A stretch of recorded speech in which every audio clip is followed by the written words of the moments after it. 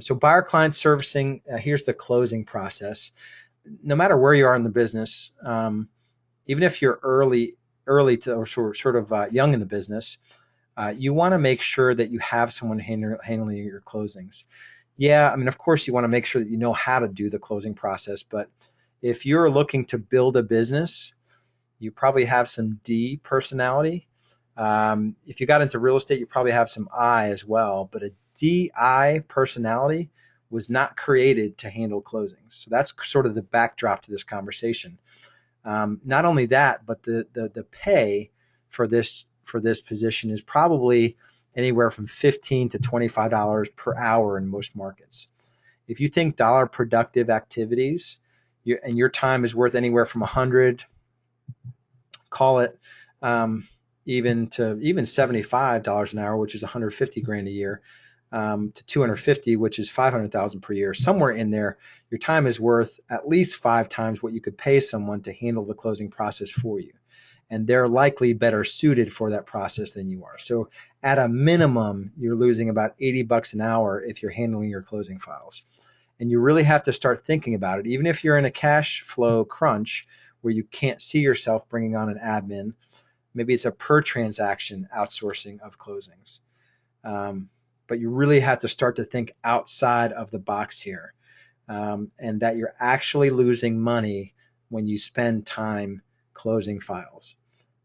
Stretch your mind to what is possible. I mean, if I didn't have a bigger picture of me in the early days, it was just me, no assistant. When I first got into real estate, quickly I hired an assistant, and then I got a buyer agent.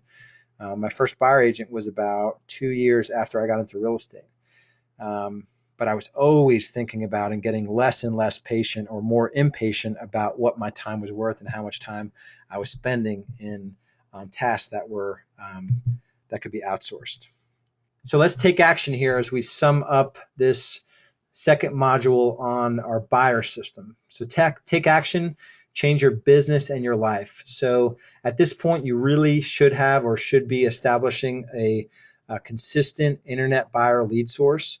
It could be a Zillow or Trulia, where you don't have to bring on a very expensive technology license like Commissions Inc. and Boomtown, or it could be a Boomtown or Commissions Inc. Both are good systems. I would definitely look to get vendor support for higher cost platforms. I can't give you a whole lot of guidance there. There are specific laws and rules with RESPA and what your vendors are allowed to pay and not allowed to pay. But with an MSA, with a marketing service agreement, you're pretty okay as long as you know what you're doing there. And I can't give you a whole lot of guidance there, but there are legitimate ways to get vendor support through above board, legitimate marketing service agreements where you're providing, documented things to your vendors. So definitely consider that. You really want to review your buyer yard marketing strategy. You should have multiple yard signs. Voicepad.com. You must have this tool, I believe. I like it over other tools because there's one-click setup for listings versus actually recorded messages. It's a pain in the butt when you have to record messages. And route all of your calls through if by phone. You want every call to be routed, or first of all, tracked, then routed so it's answered, and then recorded so you can get better yourself, or you can coach your agents to get better. And then you want that everyday open house sign. So when a buyer gets to your front yard, they've got choices. And there's two choices beside the main yard sign, both which are less threatening than the main yard sign. This has at least 2.5 times the amount of call volume that we get. So you want to work on your buyer scripts. You want to customize these scripts and practice them and role play them. You have to master them as team leader before you train your agents on these scripts. Your buyer lead management policy, make that your own. If you're a solo agent, it's good enough to just read it to know what's in it. You want to start using the buyer client pipeline report and the buyer appointment tracker, convert those documents over to you, and then start using them.